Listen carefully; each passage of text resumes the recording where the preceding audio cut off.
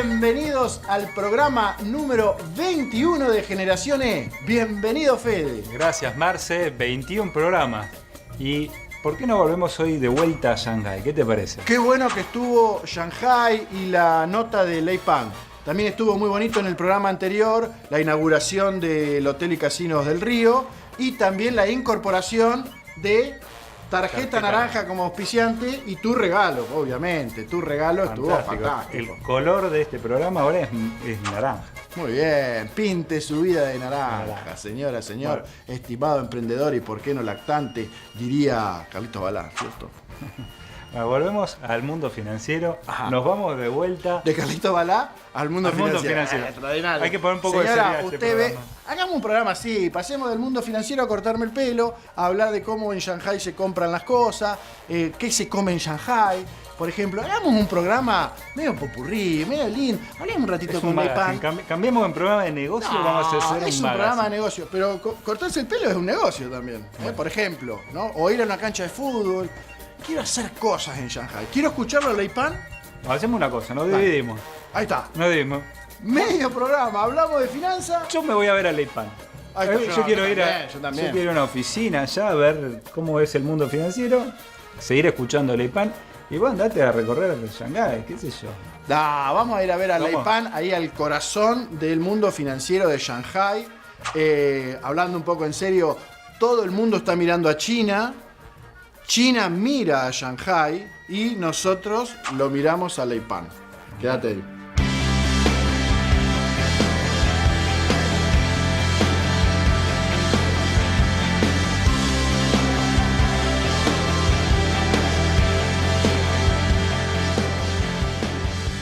Do you think that the devaluation of the Chinese currency is going to start the evaluation all over the world of different I think currencies? So. I think so. I think after China depreciate the currency, maybe the Japanese yen or the Europe will follow up.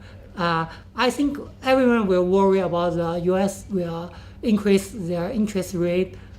For sure, it's bad news for all the developed or developing countries because all the money will flow back to US.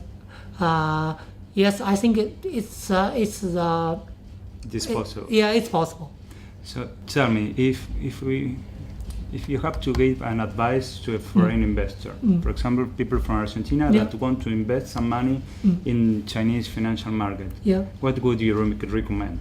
First, I think the easiest is the Hang Seng Index because Hang Seng something called there's a product called is a Hang Seng China Index, something like that. It's a Hang Seng Index, but the main stock is from the SOE of China, and it has like 40 or 50% discount compared to China A-shares. Personally, I buy some those products.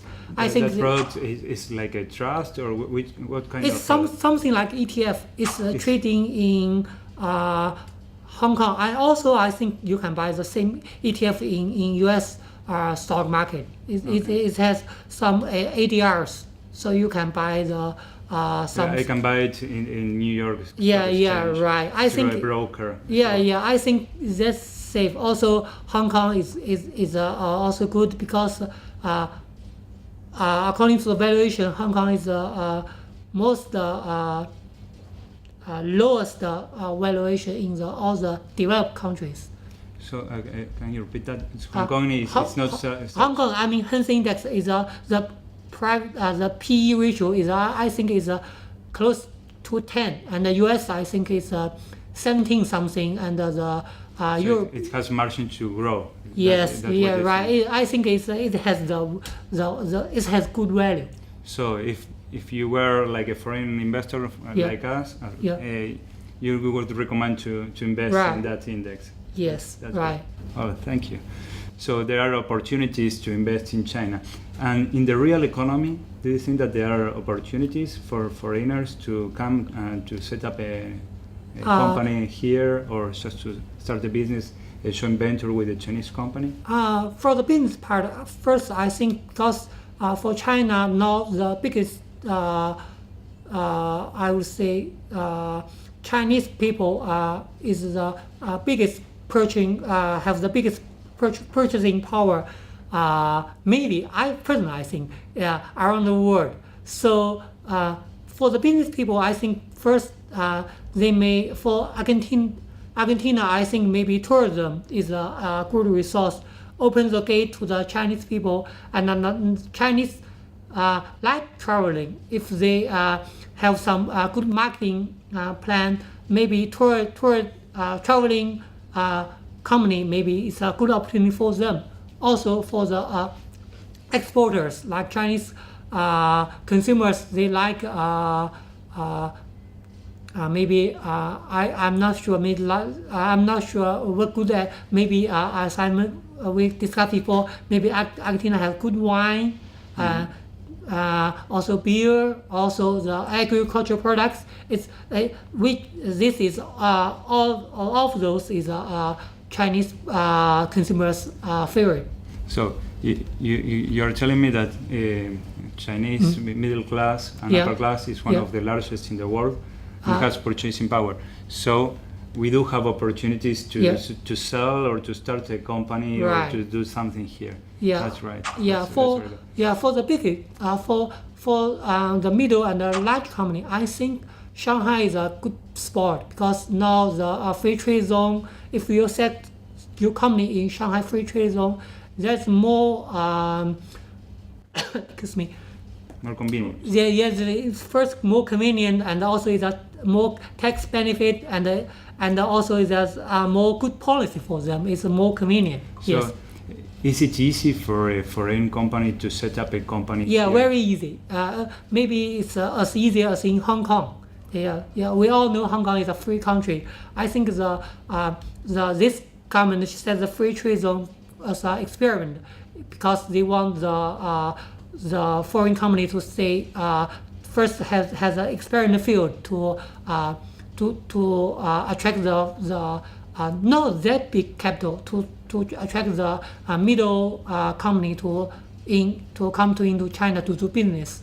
Also for the exporters, if your company is set in the free trade zone, low customer fees. You are telling me that Hong Kong it's a free country and so forth. We've been to Hong Kong last week. Yeah. And well, maybe the people didn't like to be part of China. First of all, if you can explain me which is the actual status of Hong Kong and what's gonna be in the future, the future integration with China, how it's gonna be. I personally think Hong Kong do have its advantage. First, it has good financial system. It has a good legal system. But the Hong Kong people, actually, I like Hong Kong too very much. My kids and my wife is all Hong Kongese. So personally, I have strong emotional tie with Hong Kong. But from my point of view, I think Hong Kong people complain too much.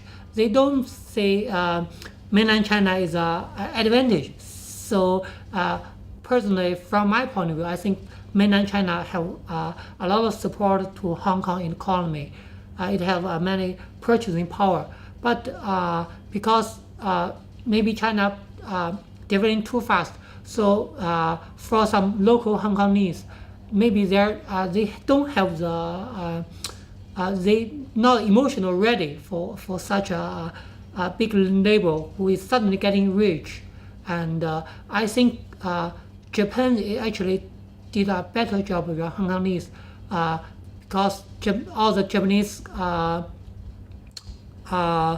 business, they say Chinese as a big business, so they do a lot of change to attract the Chinese consumers, and also Korea and also Singapore. So, but in the next 50 years, Hong Kong will be part of China, is that right? I think so.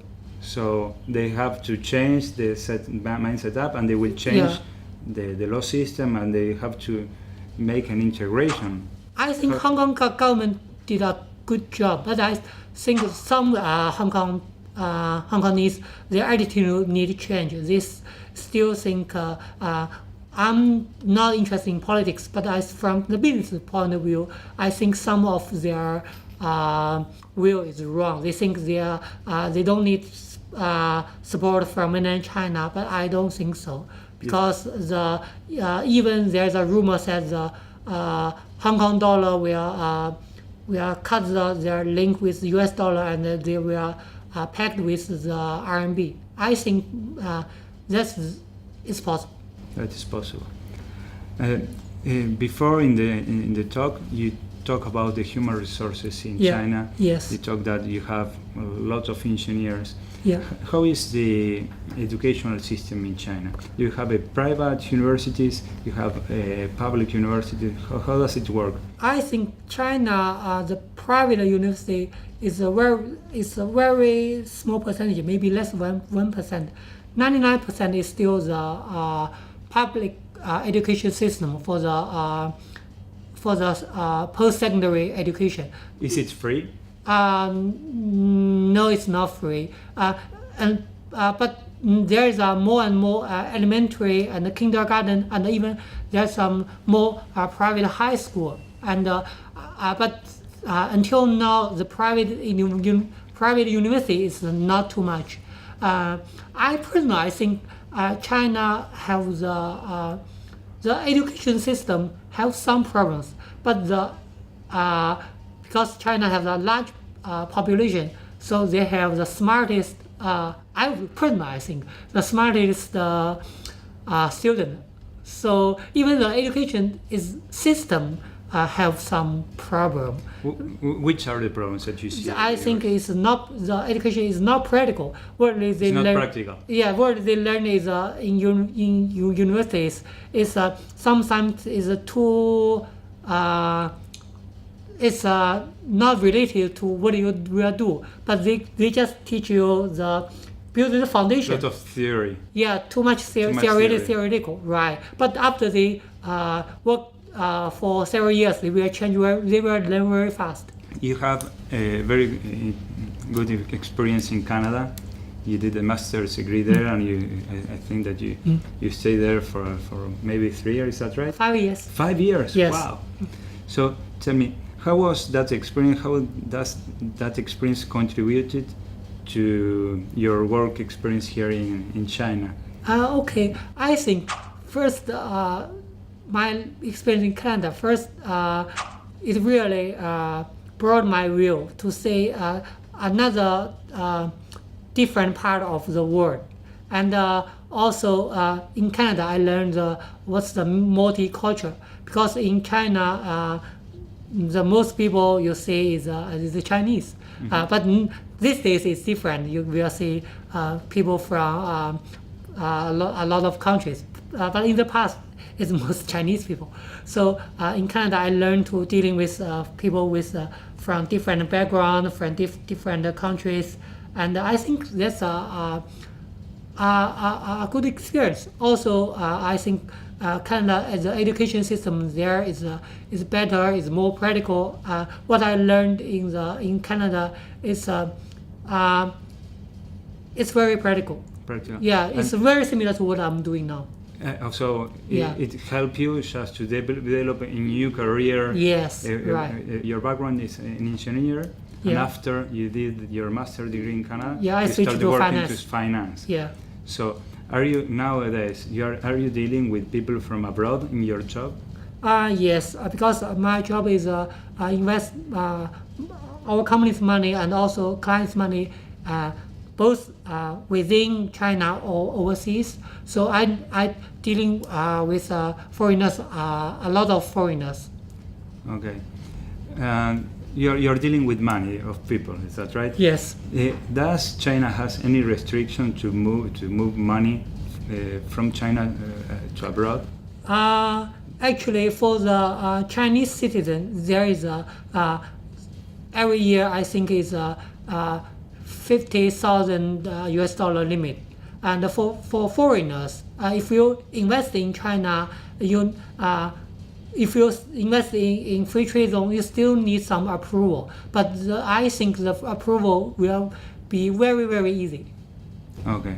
because in Argentina right now we have problems to bring money abroad and to move money from Argentina to the foreign countries.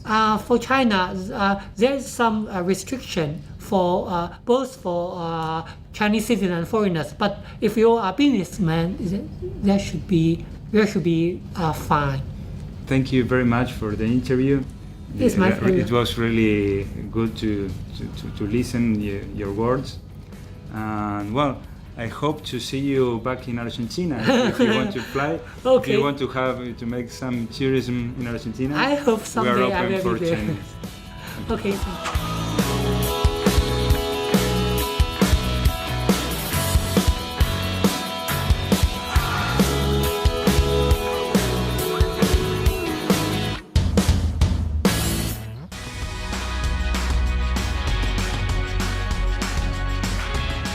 Te invitamos a hacer el curso de cómo hacer negocios con China. Toda la teoría y toda la práctica desde China en itgvirtual.com.ar. itgvirtual.com.ar. Capacitación de excelencia, estés donde estés.